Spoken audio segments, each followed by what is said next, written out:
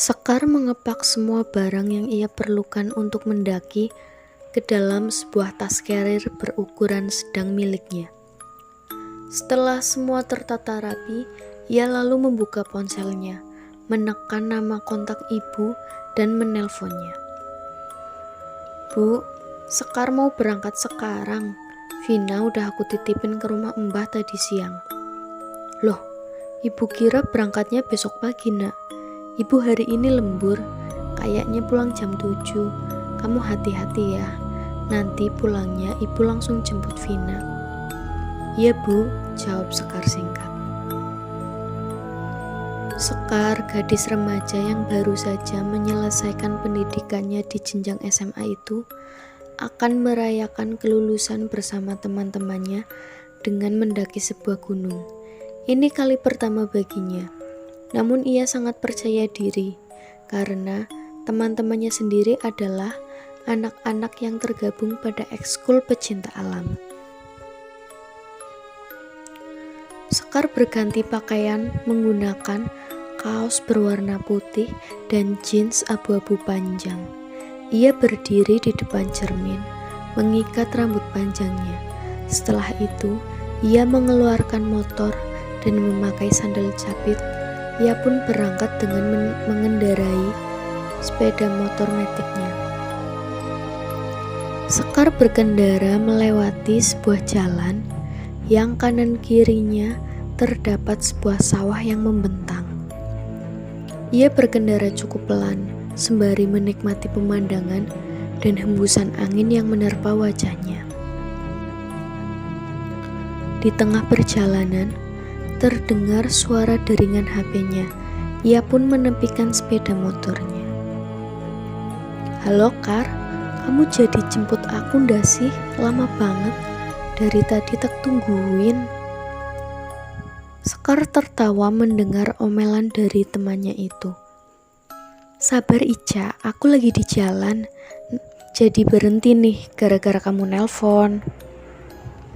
Sekar memang mengajak Ica untuk ikut mendaki dengannya.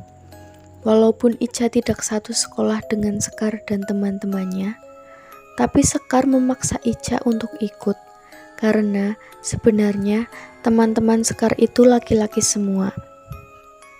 Setelah selesai menelpon, Sekar kembali memasukkan HP-nya ke dalam tas dan bersiap untuk berkendara lagi. Saat ia akan melaju dari arah berlawanan, ada seorang laki-laki berbadan gempal menggunakan sepeda motor besar menatap Sekar dengan tatapan yang sangat tajam. Bahkan saat sudah melewatinya, laki-laki itu pun sampai menengok ke belakang untuk melihat Sekar. Sekar yang takut kalau laki-laki itu akan berbuat jahat, dan lagi kondisi jalan yang memang sangat sepi membuat Sekar jadi bertambah merinding. Saat laki-laki itu sudah berjalan menjauh, Sekar sedikit lega. Tapi baru saja Sekar bisa sedikit bernafas, dari kejauhan ia melihat laki-laki itu memutarbalikkan motornya, dan sekarang ia melaju ke arah Sekar.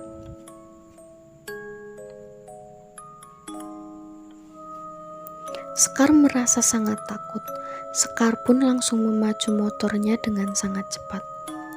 Ia berkali-kali melihat ke arah spion untuk memastikan laki-laki itu tidak mengejarnya. Tapi ia justru bertambah panik saat ia sampai di sebuah pertigaan.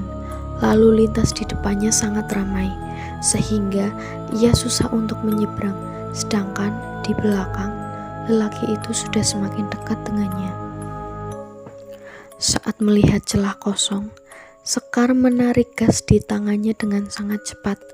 Ia menimbulkan sedikit kekacauan di jalan. Suara klakson motor dan mobil terdengar bersautan. Tapi Sekar lega, ia bisa terlepas dari kejaran lelaki itu. Setelah berkendara sekitar 5 menit, ia berhenti tepat di depan gang kecil. Sesekali ia melihat ke arah belakang. Ia takut kalau laki-laki itu tiba-tiba ada di belakangnya. Sekar mengambil HP-nya dan menelpon Ica yang tak kunjung datang. "Cak, aku udah di depan gang, cepetan kesini." Tanpa memberi Ica kesempatan untuk berbicara, Sekar langsung menutup teleponnya. Beberapa menit berlalu. Saat Sekar sedang memainkan ponselnya, tiba-tiba ia mendengar suara motor yang tidak asing baginya.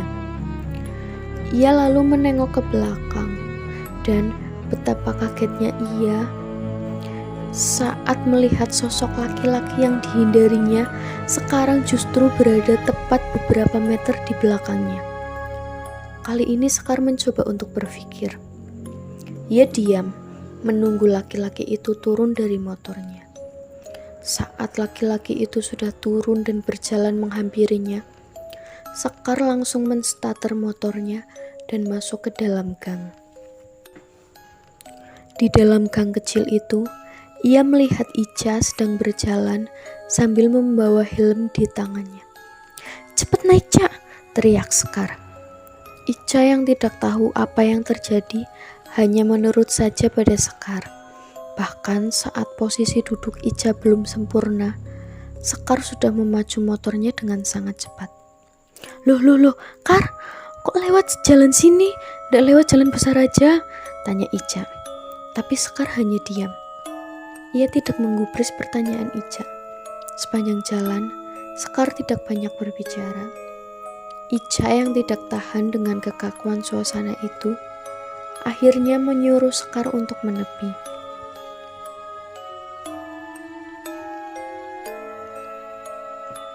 "Berhenti dulu, Kar, HP-ku kayaknya bunyi," Ica beralasan.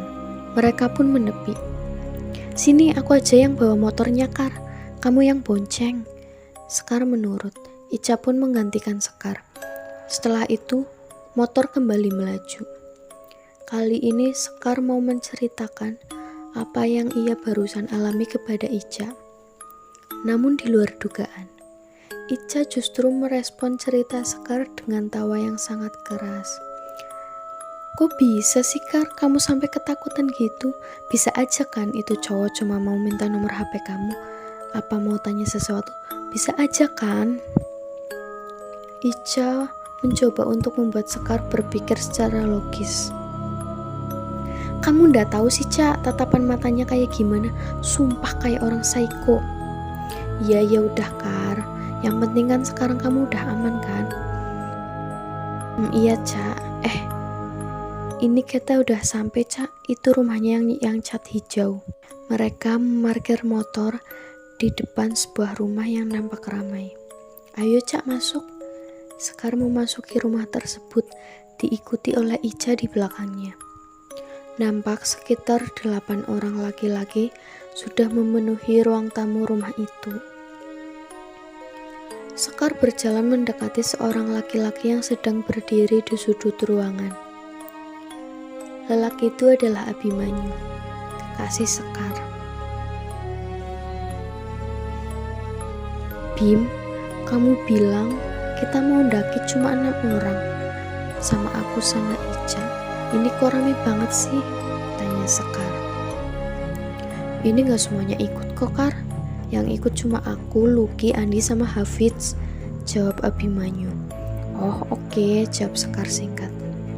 Setelah duduk dan mengobrol cukup lama, perhatian Sekar teralih kepada jam dinding yang sudah menunjukkan pukul 17:15. "Ini udah jam segini kok belum juga berangkat sih, Bim?" tanya Sekar. "Ini tinggal nunggu si Andi." "Aduh, ini kalau berangkatnya jam segini aja, maghrib kita masih di jalan ini," ucap Lucky sembari memandang jam di tangannya. "Coba aku telepon dulu si Andi ya." Hafiz keluar rumah sembari menenteng tasnya. Ia mencoba untuk menghubungi Andi. Sembari menekan ponselnya, ia memperhatikan langit di sebelah timur. Nampak awan hitam mulai berarap.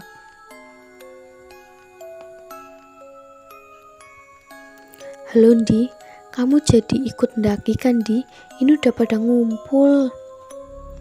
Lucky mana, Lucky? Jawab Andi. Ya ampun, Di, ditanyain kok malah nyelimur. Udah, kasihin HP-nya ke Lucky dulu. Hafiz pun menuruti perkataan Andi. Ia masuk ke dalam, menyerahkan HP-nya kepada Lucky. Lucky membawa HP itu keluar dan berbicara dengan Andi. Teman-teman Abimanyu satu persatu sudah pergi meninggalkan rumah itu. Kini yang tersisa di ruang tamu hanya Abimanyu, Sekar, Ica, dan Hafiz. Mas Hafiz, nanti jalannya jauh ndak? Tanya Ica mencoba untuk mengakrabi. Ndak kok, paling cuma 1 jam aja udah nyampe.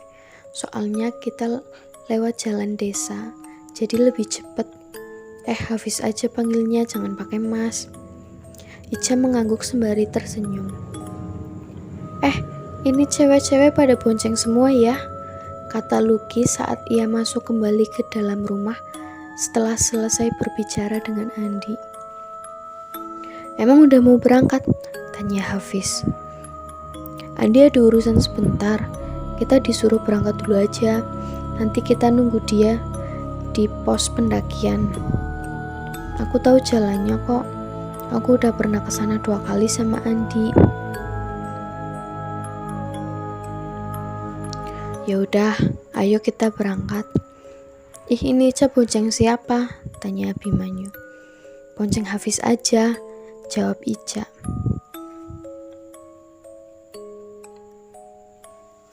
Mereka pun berangkat beriringan. Lucky membawa motor sendiri di depan. Hafiz dan Ica berada di tengah. Sekar dan Abimanyu berada di urutan paling belakang. Mereka berkendara sekitar 25 menit, melewati jalan pedesaan yang padat akan rumah-rumah penduduk. Tapi jalan di desa itu terlihat cukup sepi. Sebelum mereka sampai di ujung desa, terdengar suara azan berkumandang.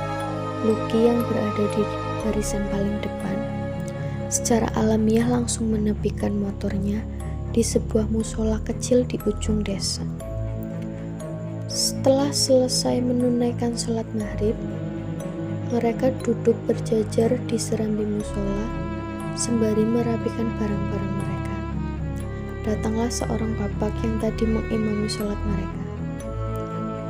Pada dari mana ini? Tanya bapak tersebut. Dari desa X, Pak, jawab Lucky. Loh, ya deket dari sini. Iya, Pak, jawab Lucky singkat.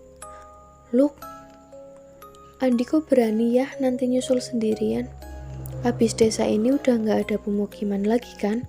Tinggal jalan sama alas aja, tanya Sekar pada Lucky. Andi tuh apa ya? Bisa dibilang dia tuh kayak Tarzannya sekolah kita deh. Kok bisa gitu sih? Tanya Ica yang ikut penasaran. Ya, dia itu feel-nya kuat banget sama alam. Waktu pertama kali kita gabung di ekskul pecinta alam, dulu itu pernah kita lagi ndaki sebuah gunung. Terus kelompok kita keluar dari jalur gara-gara keasikan bercanda, jadi gak merhatiin yang di depan. Kita udah berusaha buat kembali ke jalur awal, tapi tetap gak nemu. Akhirnya si Andi inisiatif sendiri buat buka jalur. Awalnya kita gak yakin, tapi kita coba aja ikutin dia, dan ternyata beneran bisa sampai balik ke pos 1, jelas Lucky. Kamu juga tahu kan, Bim, ceritanya Andi sama gunung yang akan kita daki nanti? Tanya Lucky pada Abimanyu. Gunung yang bakal kita naikin tuh sebenarnya lebih bisa disebut bukit sih, karena ketinggiannya yang gak terlalu tinggi juga kan. Semua mengangguk setuju mendengar pernyataan Abimanyu. Nah, kenapa Andi sampai disebut Tarzan? Jadi sejak pertama kali Andi kesana, ke gunung yang akan kita daki, dia itu udah jatuh cinta banget sama tempatnya. Bisa dibilang hampir sebulan sekali deh dia ke sana. Makanya kita nggak khawatir juga kalau nanti dia nyusul sendirian, Abimanyu menjelaskan. Lawong nanti di sana juga ndak ada apa-apa kok, timpal si Bapak. Kalau orang niatnya ke sana mau ndaki, mau refreshing, bukan mau mengganggu, ya nggak bakal diganggu toh. Lagian yang suka bawa setan ya orang-orang yang ndaki itu sendiri yo, kata si Bapak.